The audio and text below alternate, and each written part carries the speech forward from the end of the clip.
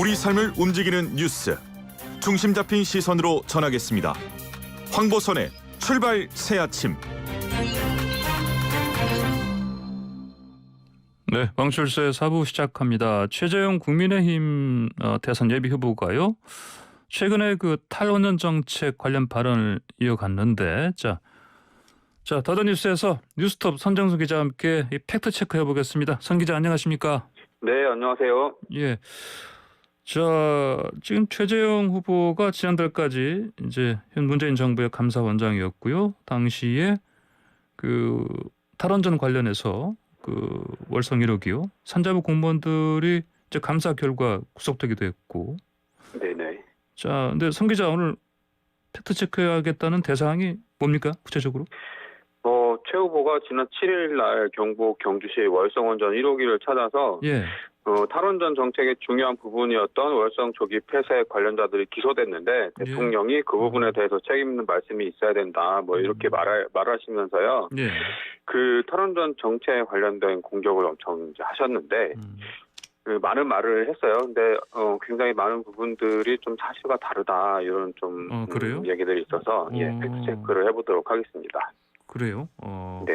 알겠습니다. 자, 그러면 뭐부터 볼까요? 지금 전 세계에서 원전을 운영 중인 국가가 30개 국가 넘죠.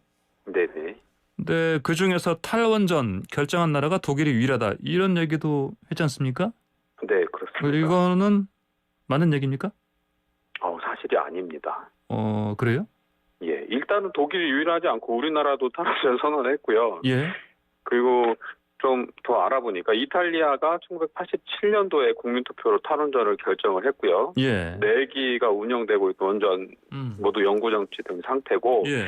여기 이제 또 재론이 있어가지고 2011년 6월에 다시 국민투표를 했는데 예. 이때도 이탈리아 국민들이 압도적으로 거부 의사를 밝히면서 탈원전 정책이 유지됐습니다. 그래서 현재는 이탈리아에는 가동 중인 원전이 전혀 없고요. 그래요? 이탈리아. 그렇군요. 예. 그다음에. 예, 그리고 그 원전 대국이라고 불리는 프랑스요. 프랑스는 2차 장기 에너지 계획에서 2015년도에 75.1%였던 원전의 발전 비중을 2035년까지 50%로 낮추기로 했습니다. 프랑스가 워낙 그 전기를 거의 다 사실은 그 원자력으로 다 얻지 않았습니까? 예, 그렇습니다. 예, 그러니까요. 근데 이 우리나라의 탈원전 정책이 순조롭게 추진이 된다고 해도 원전 설비 비중은 2020년 18.2%에서 2034년에는 10.1% 정도로 줄어들게 됩니다. 예. 원전 대국 프랑스가 비슷한 기간 동안 원전 비중을 25% 정도 낮추는 데 비해서 우리는 8%포인트 정도 줄어드는 거죠. 그래요? 예, 그래서 결론적으로 보면은 독일, 한국을 제외하고도 원전을 축소하거나 그 노후 원전의 수명 연장을 하지 않는 나라들은 굉장히 많이 있다, 이렇게 볼 수 있겠습니다. 그래요. 알겠습니다. 네. 근데 지금 그 최재형 그 예비후보께서 그 SMR 있잖아요. 이게 우리말로 중소형 원자로죠. 예, 모듈형 소형 원전. 근데 이것도 언급을 하셨는데. 예. 또 이거를 보면 지금 다른 나라들 있지 않습니까? 미국, 중국이라든지 이런 데서 박차를 가하고 있다. 예, 개발을 열심히 하고 있다. 뭐 이런 그래요? 얘기죠. 예. 이거는 맞는 얘기입니까? 개발하는 거는 맞습니다. 여러 그래요? 나라들이 개발하고 있는 건 맞는데, 예. 이 최 후보가 중소형 원자로 이 SMR이 폐쇄되는 석탄 발전소를 대체하게 될 것이다, 이제 이렇게 얘기했는데요. 예. 이거는 사실은 그 원자력 업계의 희망사항을 반영한 얘기입니다. 중소형 원자로가 석탄 발전소를 대체할 것이다, 이 발언 자체가. 예, 그렇습니다. 왜냐하면 이 SMR이라는 것은 그 애초에 개발되게 된 배경이 송전망이 충분하지 않거나 멀리 떨어져 있는 외딴 지역에 소규모 전력을 공급하기 위해서 개발된 겁니다. 그 원천 기술은 핵 추진 항공모함, 잠수함 이런 데 이제 사용되는 기술이었고요. 근데 이제 이게 상업 발전의 대형 원전의 그 위험성과 경제성 이런 것들이 이제 좀 안 좋게 나와서 이 소형 원전으로 대형 원전을 대체해 보자, 이제 이게 원자력계들의 시도인데요.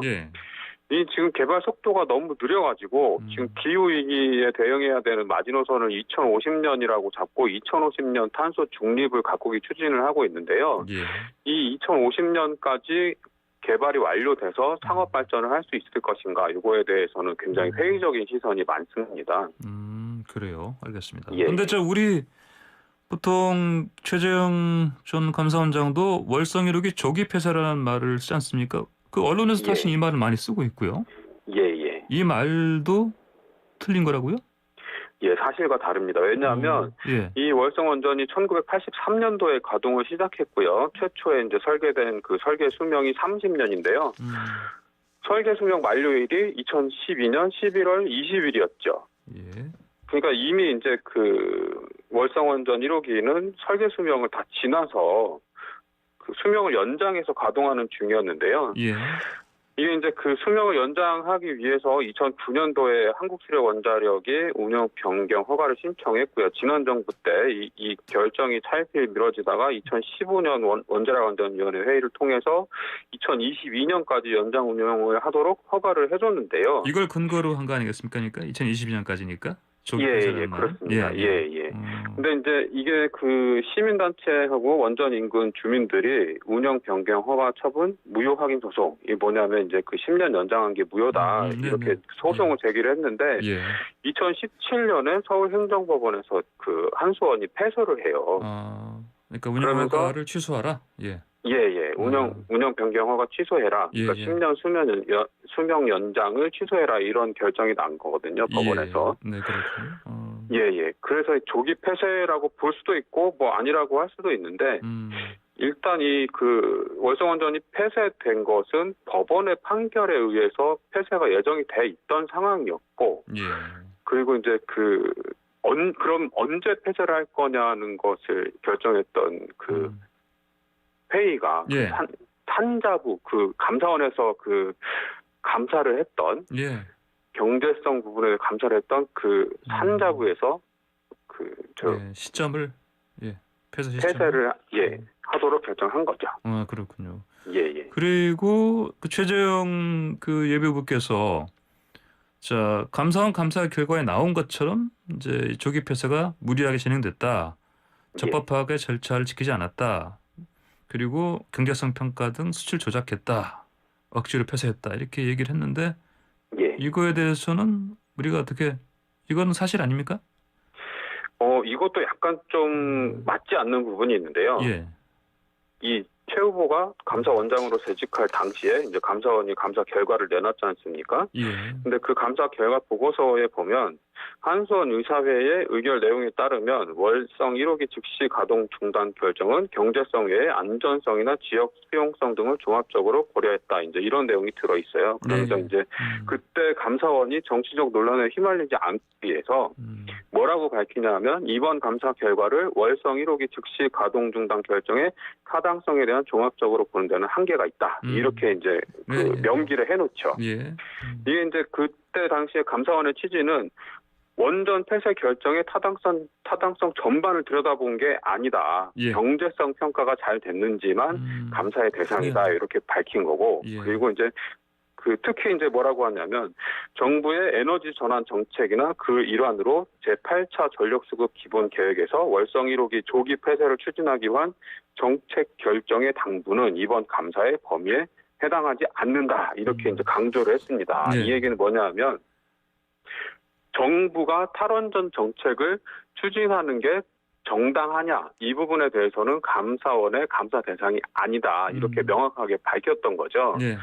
근데 지금에 와서 이 최 후보가 당시 자신이 재직했던 그 감사원장 시절에 했던 그 감사 결과를 놓고 당시 감사에서 밝혀졌듯이 문재인 정부의 탈원전 정책은 문제가 많다. 이렇게 주장하시는 거는 약간 좀 어폐가 있다는 거죠. 말을 바꾸셨다. 이런 얘기네요. 알겠습니다. 그렇습니다.